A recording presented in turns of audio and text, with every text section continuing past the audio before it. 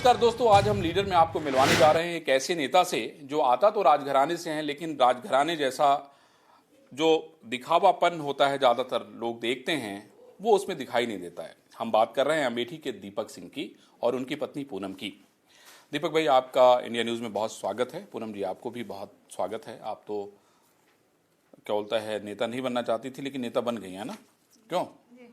दीपक जी, हम लोग पहले शुरुआत करते हैं। हाँ दीपक जी, मुझे पहले ये बताइए कि इस समय जो है कांग्रेस की राजनीति किस तरफ जा रही है, कांग्रेस क्या करने जा रही है? प्रियंका जी लगातार दौरे कर रही हैं, मंदिर जा रही हैं, प्रयागराज जा रही हैं, सहारनपुर जा रही हैं, मेरठ जा रही हैं। सवाल क्या है, सत्ता जो प्राप्ति का लक्ष्य है वो कैसे पूरा होगा? क्योंकि कांग्रेस तो सालों से 1989 के बाद से आप देखिए लगातार कांग्रेस बाहर है सत्ता से।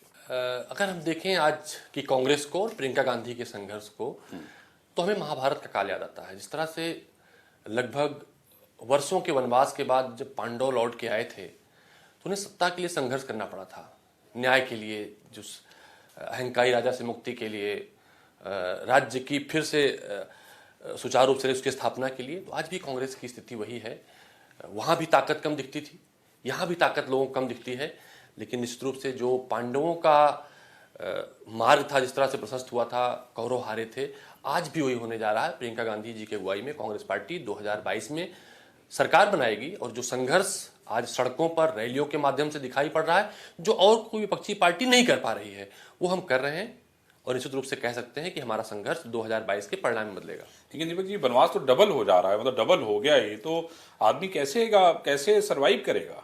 निश्चित रूप से डगर कठिन थी, लेकिन अगर देखें तो वो प्रियंका गांधी जब वो अमेठी में वनवास था कांग्रेस पार्टी का, वो जब आई थी पहली बार, उनको जब पहली बार प्रभारी का चार्ज मिला था 2007 में, आपको याद होगा, आप तो बड़े पुराने जर्नलिस्ट हैं, उस वक्त उत्तर प्रदेश की 22 सीटें जीती थी कांग्रेस पार्टी, लेकिन अमेठी और रायबरेली जहां की वो प्रभारी थी, 10 में से 7 सीट जीती थी और एक सीट 150 वोट से हारी थी। तो उनमें चमत्कारी नेतृत्व है। अभी वो जिसे चींटियों की तरह घुस के संघर्ष करती हैं, वो घुसेंगी और मुद्दे उठा रही हैं। लोगों के मन में इस बात की चर्चा है कि 30 साल हो गया उत्तर प्रदेश बेहाल है। कांग्रेस पार्टी ने जिन कार्यक्रमों को शुरू किया था वो सब बंद होते जा रहे हैं। विकास नारों में है, प्रचारों में है, धरातल पे नहीं है।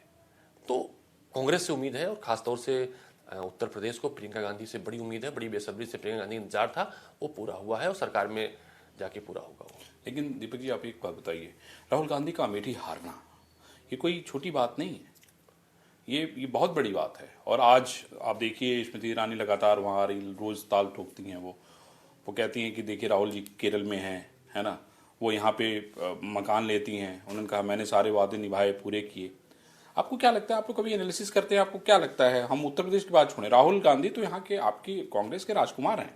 देखिए, हम कहीं ना कहीं हार को स्वीकार करते हैं और गलतियां वो हम कार्यकर्ताओं की थी। राहुल गांधी जी ने जिन पे भरोसा किया, कहीं ना कहीं वो भरोसे पर पूरा नहीं उतरे। और दूसरा, जहां तक आपने स्मृति ईरानी जी का नाम लिया, सांसद बनने के बाद से एक भी रात अमेठी नहीं बिताई उन्होंने। सुबह की जहाज से आती हैं, शाम की जहाज से चली जाती हैं, और अभी तक एमपी बनने के बाद वो मात्र 28 घंटे रही हैं। लेकिन मकान तो ले लिया ना उन्होंने, कह रही हम यहीं रहेंगे। अब 2 साल सांसद के बीच जाने के बाद मात्र 3 साल अवशेष हैं।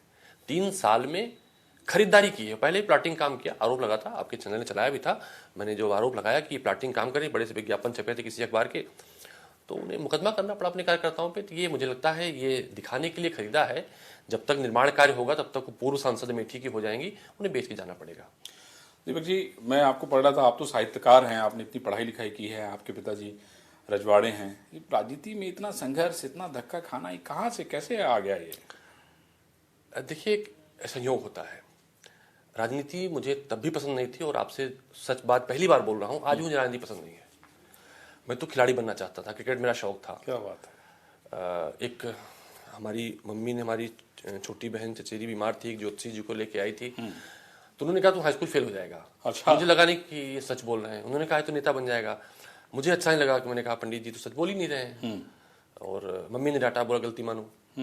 तो मैंने गलती मानी जरूर, लेकिन मेरे मन में नहीं था कि मैं कभी राजनीति कर सकता हूँ। तो इत्तेफाक होता है, हमारे एक मित्र हैं राकेश शुक्ला जी, उनकी सिफारिश में मेरे रिश्तेदार जिला अध्यक्ष हुए थे यूथ कांग्रेस के, सिफारिश में उनके गया। उन्होंने कहा पहले तुम्हें ब्लॉक अध्यक्ष बनाऊंगा युवक कांग्रेस का, फिर इनको ब्लॉक अध्यक्ष बनाऊंगा गौरीगंज ब्लॉक का। वो एक उनके चक्कर में मैंने मना कर दिया, तो फिर वो कहते रहे नहीं तुम मुझे नहीं चाहते हो इसलिए तुम स्वीकार नहीं कर रहे हो, मैं बनना चाहता हूँ। तो मेरे अच्छे दोस्त थे, आज भी मेरे अच्छे दोस्त हैं, बाद में ब्लॉक प्रमुख भी हुए, प्रधान भी हुए। तो उनकी वजह से मुझे ब्लॉक अध्यक्ष बनना पड़ा। वो मेरी राजनीति की शुरुआत हो गई और इत्तेफाक से उस शुरुआत के साथ साथ जब शुरुआत हुई तो फिर उसी में बीडीसी का चुनाव लड़ गया, बगल के गांव से बीडीसी अनपोज हो गया, ब्लॉक प्रमुख का चुनाव लड़ा, जीतता गया। तो वो कहते हैं कि वो उसमें घुसता चला गया। फिर क्रिकेट 2 साल बाद राहुल जी से कब संपर्क में आया आप, या प्रियंका जी से, या राहुल गांधी जी जब या गांधी परिवार से कैसे संपर्क में आए? प्रियंका गांधी जी जब पहली बार, मुझे भाषण अच्छा करना नहीं आता था शुरू में, हमारे यहाँ कुछ नेता अच्छा बोलते थे। प्रियंका गांधी जी जब सोनिया गांधी जी के चुनाव प्रचार में पहली बार अमेठी आई थी तो सारे सीनियर लोगों ने भाषण किया। चूंकि मैं ब्लॉक प्रमुख था लेकिन मेरी एज उस लायक नहीं थी, मैं बहुत ही कम उम्र में 12th में था मेरे ख्याल से। तो मेरा भाषण हुआ और भाषण ऊपर वाले के पास बड़ा अच्छा हो गया। अच्छा।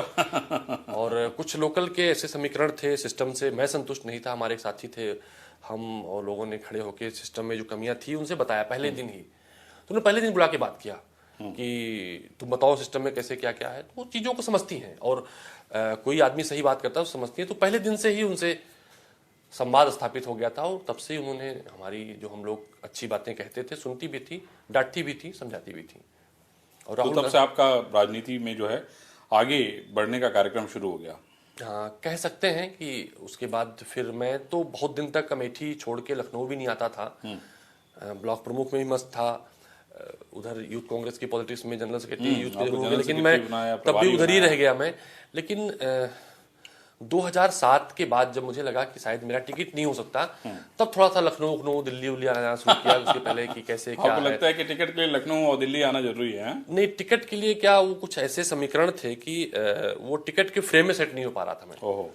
जो हमारे पार्लियामेंट आपके जो समीकरण है 2 सीटें रिजर्व थी और कुछ ऐसे हालात बनते गए कि टिकट होके भी नहीं हुआ। ओहो। तो वो अंदर की बातें, मैं किताब लिख रहा हूँ मध्यांतर, जब क्या बात, मध्यांतर जब कभी आएगी तो चीजें, तो आप उसमें खोल के मध्यांतर बताएंगे की बात भी मैंने पहली अंदर बार की बात क्या है। इसलिए वो रह जाए तो मध्यांतर में लोग बहुत पढ़ बढ़िया। लेंगे। आप नहीं, अब आप बहुत अच्छा भाषण देने लगे हैं, मैंने देखा है, बड़ा कटाक्ष भी करते हैं, तो ये बड़ी अच्छी बात है। मेरी लड़ने की आदत शुरू से रही। मैं जब पहली बार चुनाव लड़ा तो भाजपा की सरकार थी और हमारे यहाँ के जो विधायक थे वो थे तो अभी भी हैं, तब वो व्यक्तिगत तौर से मुझे नफरत से करते थे, लेकिन जिद थी, उन्होंने हमें हराने की कोशिश की, ईश्वर ने मेरी मदद की, लेकिन जिद थी कि उसके बाद जब मैं ब्लॉक प्रमुख हो गया तो फिर मैंने कांग्रेस पार्टी की मदद की और पदयात्राएं की, लड़ता रहा, झुका नहीं। कई सारे उन्होंने ऐसे किए लेकिन कांग्रेस पार्टी जीती। तो तब से मेरी आदत बन गई कि अगर स्वाभिमान से कोई टकराए, कोई स्वाभिमान ठेस पहुंचाए तो झुको नहीं, लड़ो। वो आदत आगे भी है, ईश्वर से प्रार्थना करूंगा कि आगे भी वो बनी रहे। तो पूनम जी, आपकी राजनीति के पहले की मुलाकात वाली हैं या राजनीति के बाद वाली? तो यही बता पाएंगे। बताइए भाई पूनम जी। इनके आने के बाद शुरू किया मैंने। अच्छा, आने के बाद ही शुरू हुआ। तो आपसे इन्होंने सलाह वाला ली कि राजनीति में जा रहे हैं? जबरदस्ती इनको सब लोगों ने खड़ा कर दिया। तो आपने मना नहीं किया कहाँ जा रहे हैं? तो बहुत बड़ा दलदल है। मैंने यही सोचा कि जब इनको जिसमें खुशी मिलती है वही करेंगे। आपको वही अच्छा लगता है? मैं तो आप आपसे सलाह वाला लेते रहते राजनीति की? मेरे से क्या सलाह लेंगे? अरे भाई, जब आपको ब्लॉक प्रमुख बना दिया तो बिना सलाह के कैसे बना देंगे? वो तो ये लोग जिस रास्ते ले जाएंगे वो तो मुझे जाना ही पड़ेगा। जाना पड़ेगा। तो कैसे मदद करती हैं आप इनकी राजनीति में? कैसे मदद करती हैं? मतलब जैसे अब तो ये विधायक हैं, एमएलसी बन गए, उसके अलावा राहुल जी का चुनाव रहा होगा, उसमें घर घर कन्विंसिंग के लिए जाना पड़ता होगा, देखिए हजारों कार्यकर्ता खाने के लिए, गाड़ियों के लिए बैनर है, झंडा है, पोस्टर है, पता नहीं बहुत सारी जिम्मेदारियां रहती हैं।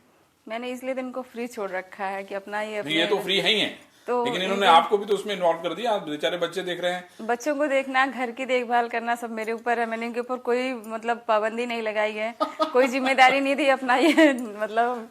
असल में बच्चों की पढ़ाई, हाँ, उनके क्लास कैसे चल रहे हैं, जब मीटिंग होती है पेरेंट्स की तो मैं कम ही जा पाता हूँ, खुद ही करती हैं। खेती ठीक ठाक है तो सारा खेती भी मैं ही कराती हूँ इनको मतलब नहीं है खेती से। हाँ, ईश्वर की कृपा है ना कि आपके ऊपर कोई जिम्मेदारी नहीं है, सिर्फ राजनीति में एकदम भाषण देना है, कहाँ जाना है कहाँ आना है कोई पूछने वाला नहीं। हाँ, और ना कोई जांचने वाला ना। अगर हम 15 लोग हैं तो खाली बता देंगे 15 लोग आ रहे हैं, या खुद शाम को फोन कर लेंगे कि क्या कार्यक्रम है, क्या खाना है, क्या बनना तो है। एक आप लोग जाके गिर जाते हैं और 20 लोग आ गए। एकदम से वो आदत सी पड़ गई है ना, आदत सी पड़ कि गई है। 4 लोगों को बोलेंगे तो हम समझ जाते हैं कि 8 लोगों का हम नहीं करना है। 4 का ये बोलते हैं तो आप 16 का लेके चलती हैं। बिल्कुल। ये भी बताइए, ये तो बहुत ही गंभीर मसला है भाई। नेताओं के साथ ये बड़ी भारी दिक्कत है। वो कहते कुछ हैं, कर कुछ और देते हैं। बोले अरे वो तो 2 ही आने थे, मतलब 5 पे रास्ते में मिल गए, उनको बिठा लिया। आए चलो 7 लोग खाना बनाओ, ठीक है हम लोग के लिए नहीं बचा, कोई बात नहीं, चलो हम लोग खुद खाते हैं। पहले मैंने एक बार शुरू किया, मैंने एक घर के बगल बाहर एक छोटा सा 4-5 कमरे गेस्ट हाउस बनाया, किचन बनाया। तो मुझे लगा कि इन्होंने खुद मुझसे कहा कि जब घर के लोगों का इतने खाना बनता है तो अगर कोई आता है मेहमान तो भगवान के समान होता है, उसका भी खाना घर से ही खाए तो अच्छा मुझे भी लगेगा। कोई काम नहीं तो मुझे उसकी, तो वो किचन मैंने बंद करा दिया। तो मुझे लगा कि अगर होता नहीं कि जब बीबी राजी मालकिन तो का आदेश है तो फिर कुछ हो ही नहीं सकता, तो वही पालन ही करना पड़ेगा। अच्छा मुझे ये बताइए दीपक भाई कि क्रिकेट तो आपका एकदम जुनून था, है ना? तो क्रिकेट खेलते खेलते आप आ गए राजनीति में। पिताजी का कितना प्रभाव था राजनीति में जाने को लेके? क्योंकि मैं जब ये सारी चीज़ें पढ़ रहा था तो उसमें ये हुआ कि भाई समाज सेवा में मन तो लगता था, और आपके पिताजी भी समाज सेवा करने के बहुत वो थे, करते थे समाज सेवा। असल में पिताजी की जब हमारी डेथ हुई तो मेरी उम्र बहुत कम थी, 11 साल मेरी उम्र थी उस समय। और पिताजी प्रधानी लड़ना चाहते थे, लेकिन उसमें उम्र प्रधानी की 30 वर्ष हुआ करती थी। तो वो प्रधानी लड़ सके, हमारे उनकी दादी थी वो प्रधान हुई। तो पापा को तो कहें तो ठीक से मुझे याद भी नहीं, मम्मी का ही बहुत कम पूरा, एज में। हाँ जी। तो वो मम्मी ही गार्जियन के रूप में थी और मम्मी से मैं प्रभावित था। अगर देखें तो मैं उन्होंने हम आपको दोनों पाला पोसा बड़ा किया। मतलब हमसे ज़्यादा हमारी मम्मी इन पे भरोसा करती थी। मैं तो इस मामले में भाग्यशाली हूँ कि मम्मी पहले मेरी बातों को, बाद में इनकी बातों को ज़्यादा मानती थी वो।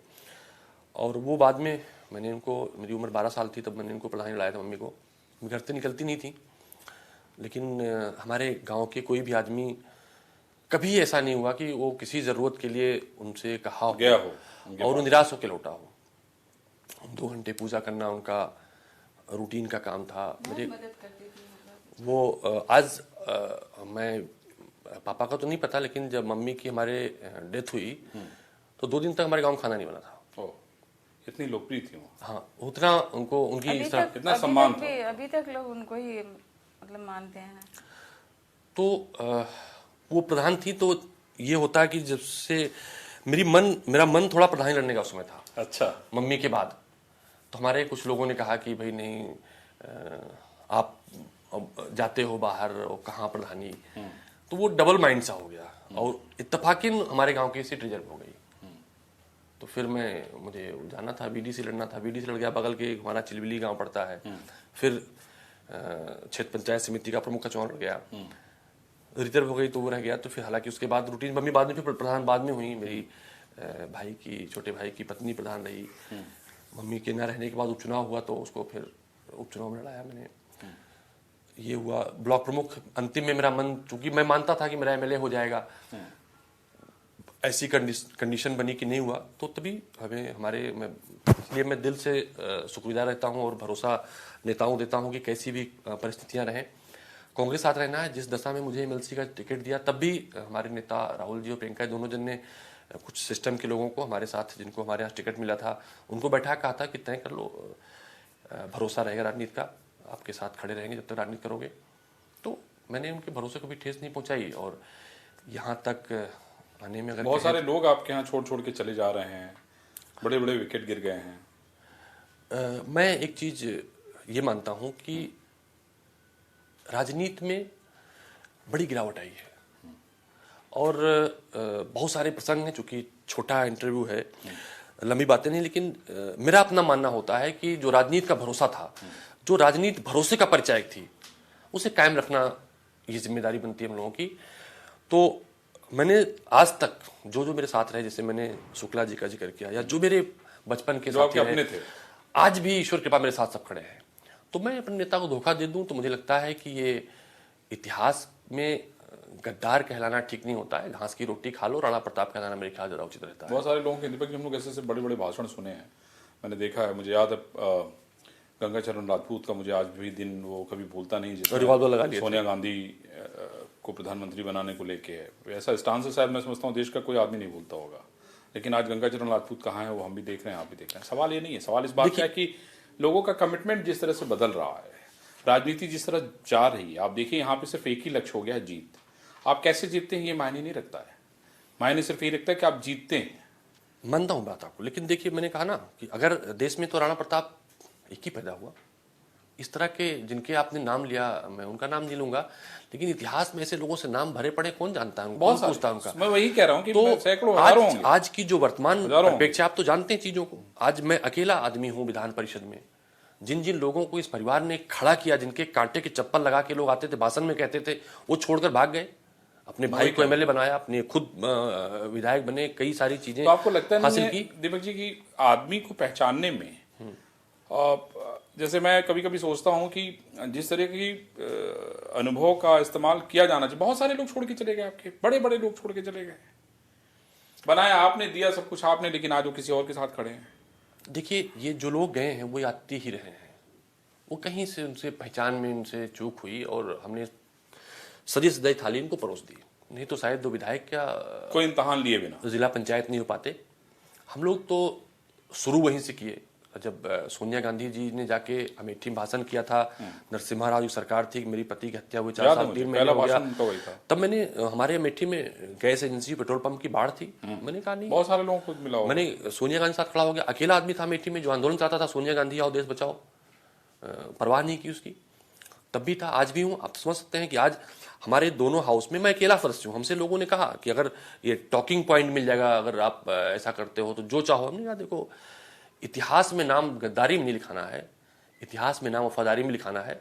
और मुझे भरोसा अपने नेतृत्व पे है कि नेतृत्व को भी मुझ पर भरोसा रहता है कि कई बार प्रियंका जी ने तो आप लोगों के साथ चाय पार्टी में कहा है कि हाँ, उन्होंने पूछा कौन आपके साथ वफादारी करा, तो मेरा नाम लेती है। मुझे इसी में गर्व की अनुभूति होती है कि नेता आपको जिसपे पूरा देश छूने देखने के लिए दौड़ता है, रैलियों में हजारों लाखों लोग आते हैं, वो भरोसा करता है, तो इससे बड़ी बात कहाँ से हो गई। दीपक मुझे एक बात बताइए, आने वाले समय में इलेक्शन बहुत कठिन है। पिछली बार आप लोगों ने समाजवादी पार्टी के साथ गठबंधन करके इतना बड़ा चुनाव लड़ा। अभी क्या आप देखिए अलग अलग पार्टियों के गठबंधन हो रहे हैं, वैसी जो है वो शिवपाल के साथ बात कर रहे हैं, राजभर के साथ बात कर रहे हैं, अखिलेश यादव भी कह रहे हैं कि नहीं हम छोटे दलों के साथ गठबंधन करेंगे, समझौता करेंगे। कांग्रेस का इसको लेके क्या रणनीति है? कुछ किसी लेवल पे कोई बातचीत हुई होगी, क्योंकि अब समय तो बहुत है नहीं। देखिए कांग्रेस पार्टी पिछले 30 वर्षों से संगठन कांग्रेस पार्टी के पास नहीं था। उसके पहले कांग्रेस के पास ताकत थी, संगठन बनाते नहीं थे। तब ये पहली बार, हम लोग भी बहुत दिन से राजनीति में, 96 से राजनीति में एक्टिव पॉलिटिक्स लगभग कर रहा हूँ, वहां तो था। यहाँ अब कांग्रेस पार्टी ने ब्लॉक अध्यक्ष बना दिया। हम अगले हफ्ते परसों से ट्रेनिंग कराने जा रहे हैं ब्लॉक अध्यक्षों की। गोरखपुर में हम ग्राम सभा अध्यक्षों तक गठन कर चुके हैं, न्याय पंचायत गठन कर चुके हैं। नहीं, गोरखपुर में आप लोग क्या ट्रेनिंग कराने जा रहे हैं? हम सारे ब्लॉक अध्यक्षों की ट्रेनिंग कराने जा रहे हैं गोरखपुर में, एक जोन की, पूरे प्रदेश में करेंगे। ग्राम सभा अध्यक्षों की ट्रेनिंग कराएंगे, जिले में संवाद स्थापित करेंगे। और आप एक चीज आप समझिए कि भारतीय जनता पार्टी पन्ना प्रमुख की बात करती है, ये कॉन्सेप्ट प्रियंका गांधी का है। उन्होंने पूर्वा प्रभारी नियुक्त किए थे, एक पूर्वा में एक अध्यक्ष, उसके नीचे 15 की कमेटी। तो हम उसकी तरफ बढ़ रहे हैं। ये अभी बड़ा साइलेंटली हम कर रहे हैं। जिस तरह से भी हमारा गोरखपुर का कार्यक्रम बहुत प्रचारित नहीं हुआ है, लेकिन आप देखिए वहाँ सारे ब्लॉक के ब्लॉक अध्यक्ष आएंगे। हम जिलों में सम्मेलन करने जाएंगे, ग्राम सभा अध्यक्ष और हमारे न्याय पंचायत अध्यक्ष वहाँ पर दिखाई पड़ेंगे 100%। हम सब लोग जाके ग्राउंड पे बिना शोर किए अपने संगठन को खड़ा कर लिए हैं। जो अभी दिखाई नहीं पड़ रहा है, लोगों को समझ में नहीं आ रहा है, लेकिन दिखाई पड़ेगा। ये दिखाई नहीं पड़ेगा, ये पूरा तूफान खड़ा कर देगा। जिस दिन कांग्रेस पार्टी के पास एक ही कमजोरी थी, हमारे पास नेता था, हमारे पास बताने को काम थे, हमारे सिद्धांत और उसूल थे, संगठन नहीं था। वो संगठन भी हमारे पास खड़ा हो गया। हम जहां संगठन कांग्रेस पार्टी का है, जहां कांग्रेस पार्टी लड़ती दिखती है, वहां कांग्रेस पार्टी जीत जाती है और हम लड़ते दिखेंगे। तो दीपक जी, जो छोटे दलों की बात हो रही है, बड़े दलों की बात हो रही है, उसमें कोई दम दिख रहा है, कोई मतलब है? देखिए उत्तर प्रदेश में कुछ पार्टियां इतिहास का हिस्सा बन जाएंगी 2022 में। जाति के नाम पर, धर्म के नाम पर वादा खिलाफी करके सरकार बना तो लेते हैं लोग, लेकिन कभी वादे को पूरा नहीं करते हैं। तो कुछ पार्टियां इतनी कमजोर हुई, कुछ का दंश हमें भी झेलना पड़ा। अब ये इतिहास अपने आप को दोहराएगा नहीं। कांग्रेस पार्टी अपने दम पे लड़ेगी, 24 करोड़ प्रदेशवासियों के दम पे लड़ेगी और प्रियंका गांधी जी के मार्गदर्शन लड़ेगी। और हाँ, छोटे मोटे अगर कोई 2-4 सीट वाले दल अगर हमसे बात करना चाहेंगे, हम बात भी करेंगे। उससे भी इनकार नहीं कर सकते हैं, लेकिन कांग्रेस पार्टी अपने दम पे और 24 करोड़ प्रदेशवासियों के साथ लगी जो हो। अच्छा पूनम जी, ये बताइए, जब खाली वक्त होता है इनके पास राजनीति के अलावा, कभी मिलता है वक्त? हमें तो नहीं लगता ये कभी खाली रहते हैं। ये तो आप मानती नहीं है? कैसे? अरे भाई कहिए कि हमारा भी तो कोई दिन होगा। उनको कोई फर्क ही नहीं पड़ता, अपने काम में लगे बताइए रहते भाई, हैं। कैसे फर्क नहीं पड़ता आपको, ही बताइए भाई। इनका दिन भी तो आप निश्चित करेंगे कि नहीं, संडे आपका? अरे संडे तो मेरे लिए खुद का नहीं होता। इससे संडे मतलब नहीं है। संडे हमारा का हाल, सवाल ये है ही नहीं। अमेठी की संडे जनता का के हमारा लिए सवाल इसका संडे रखा। सैटरडे का हाल पूछिए इनसे। और मेरा काम- सवाल देखिए सीधा सा है, इनका दिन कौन सा है? मैडम ने हाँ, ये इनसे हाँ पूछिए। बताइए, सवाल है ना सही? हाँ देखिए, आप ही की तरफ से मैंने सवाल रखा है, बताइए। नहीं, जैसे कभी कभी जब बच्चों को बाहर खाने का मन होता है तब फिर निकलते हैं, हम खुद ड्राइविंग करते हैं गाड़ी का, पूरा परिवार गाड़ी बैठा लेते हैं तो वो होता है। कभी आ गए, कितने दिन पहले गए थी आप पूनम जी? बताइए। हम इन्हीं से पूछिए नहीं वो नहीं, भी। आप भी बताइए, मतलब हम लोग तो हिसाब कर रहे हैं इसमें, हिसाब तो आप देखिए इन्हीं देना से होगा। पूछिए। अभी 8-10 दिन हुआ होगा मेरे ख्याल से। 10 दिन हुआ तो चलिए, तो मामला थोड़ा लकी वाला है। हाँ, लेकिन ये है कि आप एक दिन नियत कर दीजिए, ये तो चलेगा, नहीं तो वैसे तो बड़ा झगड़ा हो जाएगा। हमें पंचायत के लिए बुला लीजिए। यही तो हमारे यही तो यहाँ होता नहीं है। हमारे दोस्तों ने झगड़ा कराने के 100 जतन किए होंगे मेरे ख्याल से। 100 सब तरह के काम किए, फोन करके, फोन करा के, सामानों का आदान प्रदान करके, लेकिन कोई लड़ाई नहीं हुई। नहीं वो बात नहीं है। सवाल इस बात का है कि भाई वक्त तो देना पड़ता है भाई, उसका कोई विकल्प है नहीं। देखिए, दो चीजें होती हैं, आप समझिए। मैं कैसे अभी आप अगर हमारा जनवरी से अब तक का देखिए तो मैं उत्तर प्रदेश के 26 जिलों में गया हूँ। I know। न्याय पंचायत के करीब नहीं में बहुत कठिन काम है दीपक जी, मैं इस बात को मैं समझ रहा हूँ। पता लगा, बनारस हूँ, फिर अमेठी आया, कार्यक्रम है, फिर इलाहाबाद गया, सेवादल कार्यक्रम, फिर अमेठी आया, आजमगढ़ गया, फिर अमेठी आया, फिर प्रियंका गांधी जी ने 9 जिले दिए, पश्चिम के 9 जिलों में जाके मीटिंग की तैयारी कराना, अपनी मीटिंग नहीं करना। अंडरस्टैंड। तो अब 10-10 दिन बाहर रह रहे हैं, हाउस चल रहा है, अकेले। आप सोचिए कि मैं लगता है कि अच्छा करता हूं, आप लोग देखते भी होंगे, जितना एक विपक्षी दल करता है उतना अकेले कर लेता हूं मैं उनसे सबसे ज्यादा। आज तक के इतिहास में विधान परिषद में जितना सवाल मैं पूछता हूं, हमारा प्रमुख विपक्षी दल उसके आधे सवाल पूछ पाता है केवल। तो मानता हूं कि मेहनत करनी पड़ती है, उसके लिए पढ़ना पड़ता है। सही बात है। इतनी मोटी मोटी किताबें रात रात पढ़ता हूं। हमको 5 बजे जगाएंगे कहीं, भाई अभी तुम्हारा स्कूल शुरू होना है, इसको उठ जाओ। तो पढ़ाई बचपन में नहीं किया, पढ़ना पड़ता है। क्या बात है। दीपक जी कुछ सुनाते हैं, कुछ गाना ना गुनगुनाते हैं, कभी आपने कहा उनसे? इनके पास इतना काम होता है। क्यों? अरे कि आप बता रहे हैं खुद ही कि इतनी मोटी मोटी किताबें। अरे तो उसमें गाना गुनगुनाने में क्या हो, किताब पढ़ रहे हैं ना गुनगुना रहे हैं। हम ही सुनाते रहते हैं। ये क्या इनको गाना सुनाइए आता है, कुछ। इनको गाना आता है। सुनाइए सुनाइए, दोनों लोग सुना दीजिए एक दो। इनको इन्हीं गाने से पहले गई सुना। इनको कभी कभी इनके गाने जब गाती हैं तो मैं इसको इनके जैसे हमारे कुछ रिकॉर्ड करते हैं आप? हाँ, रविंद्र भैया हैं, भाभी हैं, भेज देंगे। तो उनको हम जैसे, और नहीं, हमारे सुनाना पड़ेगा भाई, हमारी तो देखिए, सिस्टर हैं, प्रोग्राम चल रहा है, इनके इतना हम गानों को रिकॉर्ड कर लेंगे। ओह, क्या बात और उनको इनका एक ग्रुप है जो फैमिली का अपना, ओहो। उस पर हम डाल देंगे इनके, भाई कि सुन लो, बड़ा अच्छा गाना गा रही थी ये। क्या बात है। तो सुर कैसा भी तो हो, पूनम जी सुनाइए। कैसी भी हो, तो यही दीपक जी भी आपके साथ रहेंगे ऐसा नहीं, ऐसा गाना मैं कोई गाती अरे नहीं हूँ। कोई बात नहीं, जो गाती है वही सुना जो मनाता है वही गा अब देती इन्हीं के हूँ। ऊपर गा दीजिए, हम लोग सुन लेंगे। पहले सुना इनसे गवाइए आप दीजिए। दीपक जी आप भी सुना दीजिए यार, ऐसा क्या है? नहीं, अगर हम गाना गाना शुरू कर देंगे तो पता लगा कि ये एक तो ये भी कैमरा टूट जाएगा। माइक ही ऑफ हो जाएगा।